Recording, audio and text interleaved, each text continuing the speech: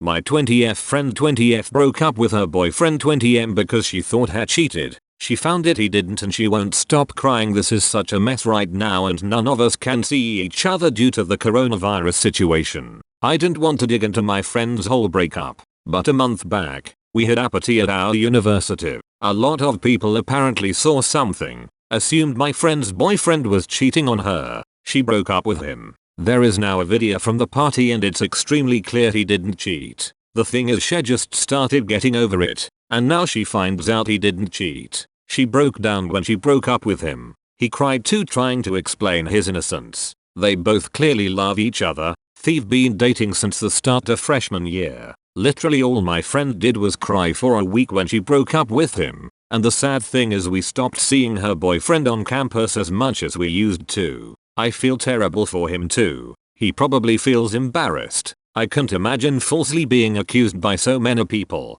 and then having your girlfriend break up with you. Anyways, my friend, she's been crying non-stop. All me friends feel horrible because we can't help her over Snapchat or FaceTime. But every time we call her she's literally crying or on the verge of crying and saying negative things. What if he transferred out? This is my fault and she's literally been hugging a teddy bear he once gifted her. It's honestly so sad to see. Her boyfriend returned back to Canada because they cleared the campus due to coronavirus. And he has deactivated his social media for a while. And since he's in Canada, his California phone number is not working. Me and my friends have been trying to stop her from saying negative things. But I almost started crying too because she keeps saying things like he wanted to hug me. But I pushed him away and it's heartbreaking. Then she keeps saying I want to hug him and proceeds to hug the teddy bear. The worst thing is we can't even see each other. Any suggestions on what can be done without meeting in person? I feel bad for her,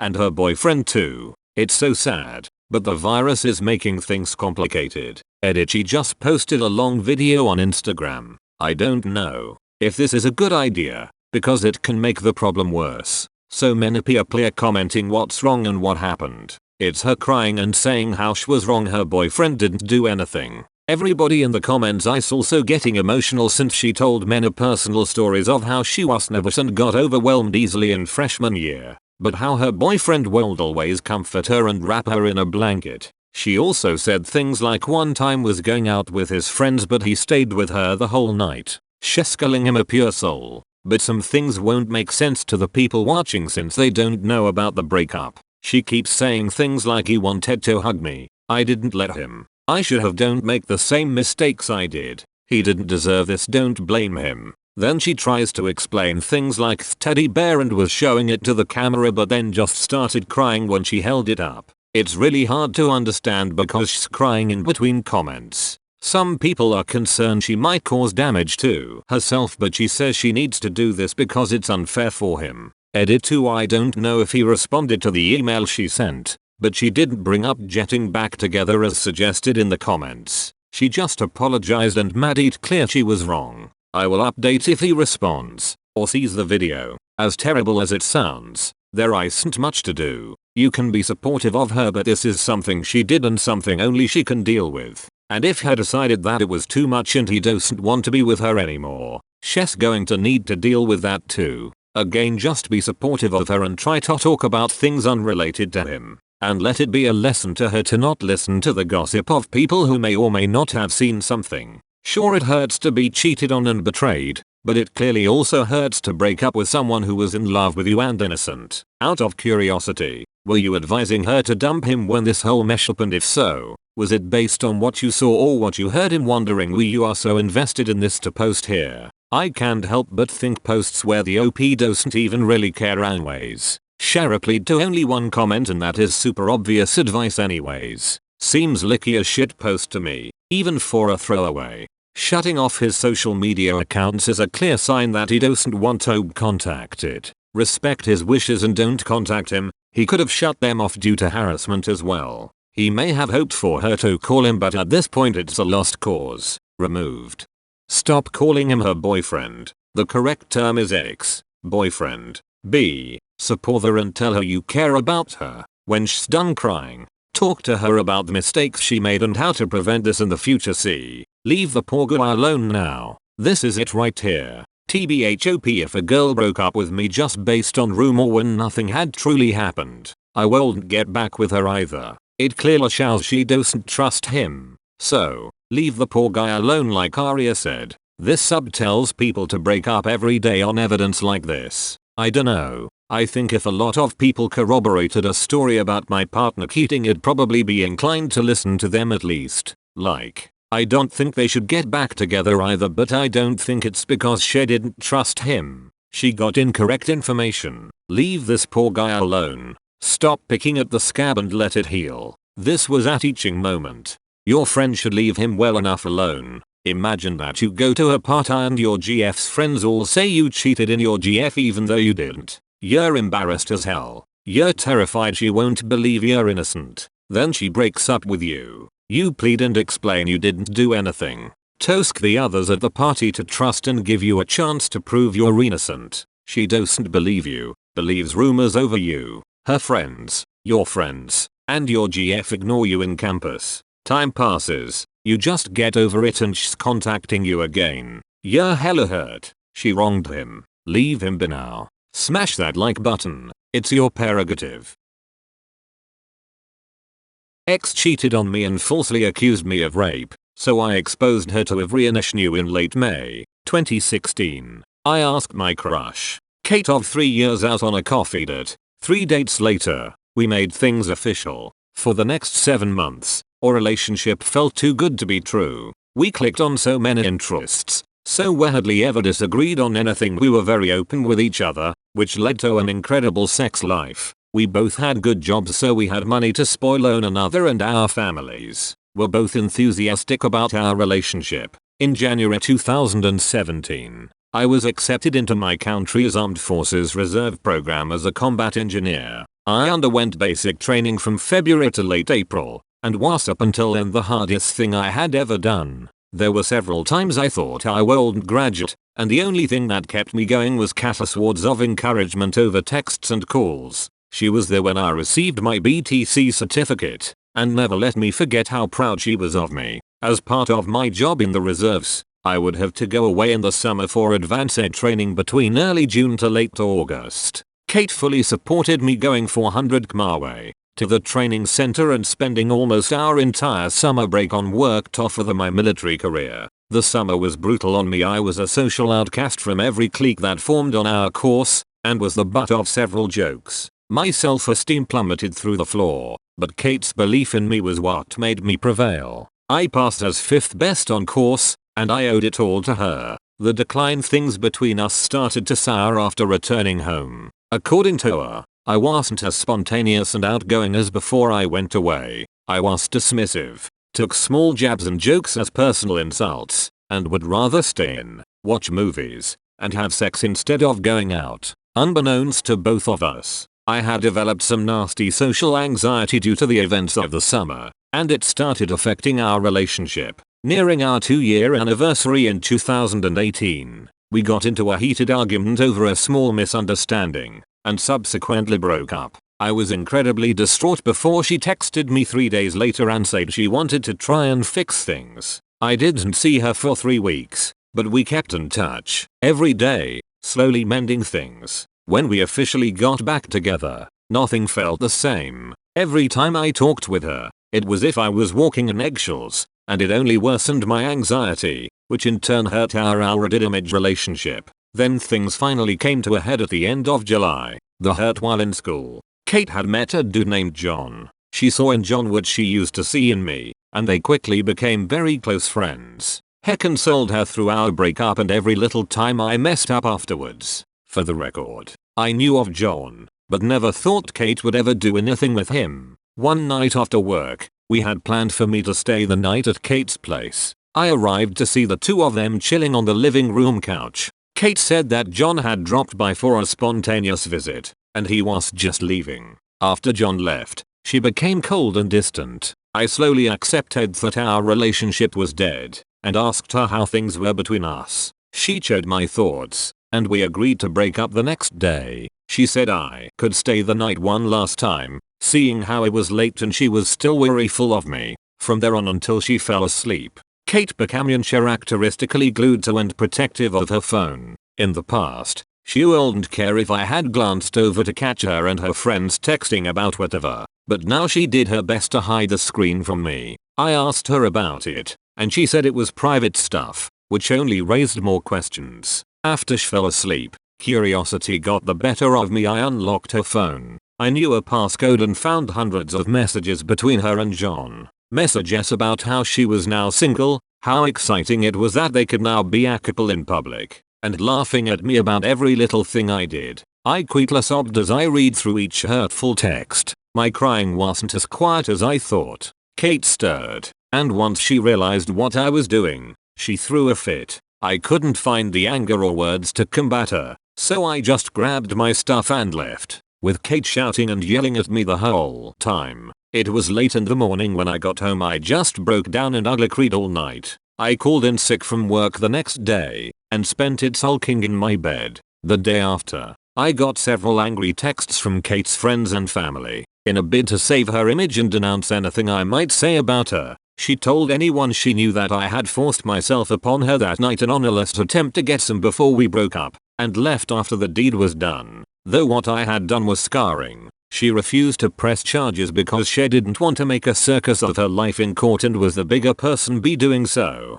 I spent the next few months in fear that her allegation would have him discharged from the army and my image forever tarnished, but nothing ever happened. The revenge 5 months afterwards. Kate DM'd me. After police entries, she basically apologized for the whole thing, and actually admitted to faking it, though she would never publicly admit it to save her own reputation. My image. Be damned. This angered me, but I kept cool. I screenshot the texts and continued talking with her. Over the next 3 months, she entered into a cycle of events as follows. Complain about her current life situation, usually about John screwing up in their relationship in one way or another, and asking for advice, lamenting our relationship, how I never screwed up like John did, how she wished we could go back to the way things were, blah blah blah. Ignoring me because John finally pulled his head out of his ass, did some huge romantic gesture, and saved their relationship, going on a smear campaign on social media about our relationship, employing her friends for help, knowing in full that I would see it all, and trying to bait me into an argument it would work. She would try to turn the argument around and paint me as the bad guy,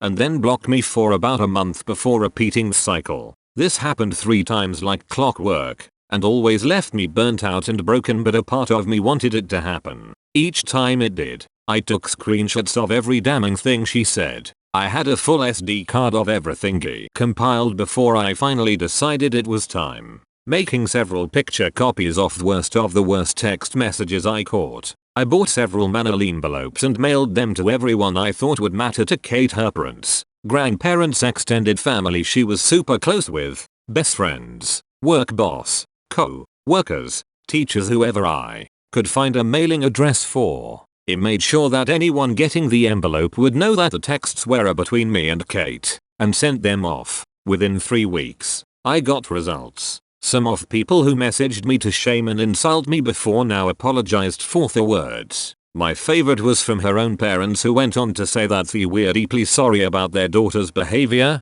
how they raised her to be better than how she acted, and to please not pursue any legal actions. The thought had crossed my mind, but I didn't have the money nor the mental fortitude to fight a legal battle. I told them I'd think about it, and that they'd be the first to know besides Kate if I did. Kate sent me some texts as well, with things like, how could you betray my trust like that, or you ruined my life, you bastard. I didn't reply. I just read every angry text that flew in with a satisfied grin and then blocked her when they stopped. I never fully found out how badly her life was affected by my revenge, but I do know that she dropped out of school and no longer has a job. I hope John was worth it. TLDR: girlfriend cheated on me and falsely accused me of rape to cover it up. I endure her shit for a year, gather evidence against her via text messages, and socially nuked her life. Edit: thank you all so much for the kind words of support. A lot of people have been worrying about my mental state, so I thought I'd relieve those worries. I've been seeing a therapist for 3 months now, and have made significant progress. I can't begin to explain how much I owe her for helping me regain some semblance of normalcy in my life. Don't stop when you're tired. Stop when you're done. Words to live by. Unless you're driving or operating heavy machinery. Kate sent me some texts as well, with things like how could you betray my trust like that after she falsely accused you of rape, does she have a room temperature IQ? A lot of messages had confidential stuff in them that I promised not to share. She didn't care about your reputation and smeared you in the worst way. Turnabout if fair play. I have such a raging justice boner right now. Oh no. It's the consequences of her own actions. Seriously dude, congratulations for your achievements in the military as well as taking Themyscira off a snake. Even though fuck John, you could have possibly just saved him from a false rape accusation just like she did to you. You're like Batman, the hero John needs, but 100 not the one he deserves. Rock on military Batman. We've got daily vids, please sub. The worst part about a breakup is their pets don't know what happened to you. I have never liked cats. I was very hesitant to move in with my boyfriend because he had a cat, Charlie. I hated that asshole cat. He was a good boy with a good personality, but god he drove me crazy. He shed everywhere and all of my work clothes were covered in hair. He would dig around in my purse and pull everything out, or even open my dresser drawers and steal hair ties. A few times, he escaped and fell in the river and we had to rescue him. Whatever Yao did, he was right in the way. He needed attention constantly. I hated him rubbing all over me and jumping in my lap at every second. At some point he decided I was his mommy and started sleeping with me. One night he had a seizure while sleeping and peed all over me. I was his favorite person even though I hated him. A few weeks ago I had to break up with my boyfriend after a year and a half. He's a great guy, but not the guy for me. He was understandably upset and yelled at me to pack up my shit and get out. Immediately, I threw everything into a suitcase and walked out the door. As I was leaving, Charlie the asshole cat looked at me with the saddest, most confused eyes. I wanted to stop and hold him one last time, but my ex was yelling and I was doing all I could to keep from crying. I just looked at him and walked out. It's been 3 weeks and I'm not over it. My ex says he looks for me and sleeps where I used to sleep. I never got to say goodbye and my ex won't let me. I worry about him. I don't want him to be sad and I wish I could tell him why I left. They say that cats don't miss people, but I know by the way he looked at me that isn't true. I feel incredibly sad over the stupid Sherlock I never liked. More sad than I am over losing his owner. I was right to leave that relationship but I wish I could have said goodbye. Maybe you liked the cat more than you thought you did. This hurts my heart. He definitely grew on me. My girlfriend and I broke up a month ago, but our lease iced up for another month. We got a dog together when he was 8 weeks old. I raised him 90 of the time so we established I'd keep him. But she only shows up at the apartment toilet and shower maybe once every few days. The days she's gone he lays on her side of the bed and burrows under the blanket or will come sprinting into the room and jump on the bed expecting her to be there ready for the scheduled daily face licking. Immediately after the breakup she left for a few days and when she first showed up he looked at me almost asking for permission to go over to her. It breaks my heart but I think even he knew it was coming. My ex had a pup and the pup's name was Athena. She was a rescue. She absolutely adored me. When my ex was working mostly nights, I'd take her to the park or on runs after I got off work at my 9:05. Athena would sleep with me and always freak out when she saw me. It was clear I was her favorite person. When my ex and I broke up, I thought of Athena a lot. I still do. I wonder if she ever misses me carrying her around over my shoulder in the house. When you break up with someone, you break up with animal too. It takes a minute, but it gets better. I'm not crying, you're crying. You're right, I'm crying. No, I'm crying. We're all crying. Hi crying. I'm dad. My boyfriend never had pets when he was growing up, and if you asked him, he'd say he didn't hate animals but he just never wanted an animal. My fat fluffy cat was a new experience for him. The boyfriend's attitude changed when I sent him a video of my cat howling at the door after he left for the night. Now, the cat curls up on the boyfriend's chest when we're cuddling, and gives me a look that says back off. He's mine. The boyfriend buys him toys and gives him kisses all the time. We briefly had some issues and we broke up for about a week, and the boyfriend said that he missed the cat just as much as he missed me. When he came over again finally, Kitty and him were inseparable for hours. Boyfriend and he are doing better than ever now and looking to move in together soon. Kitty still tries to steal my man regularly. To the ones saying cats do not miss people, Here it is. My friend moved from Europe to USA for like 78 months and in that period of time his cat starved himself to death. Poor Lucifer was with lovely friends taking good care of him. When they started noticing he wasn't eating they brought him to the vet, but the cat was just depressed. The good thing is that your cat is still with a person considers his family. So eventually he'll just get accustomed to you not being there. But he will remember you. I had to leave my cat at my childhood home with my family 2 states away while he finished a semester of college. My cat adored that house and my family, but as soon as I left for the semester she got really depressed and wouldn't eat. My brother sustained her on cat treats until he was finally able to coax her to eat food. But I was so sad that she was so sad when I went home for the holiday she wouldn't even look at me. She was so pissed it ran off on her. Thanks for watching.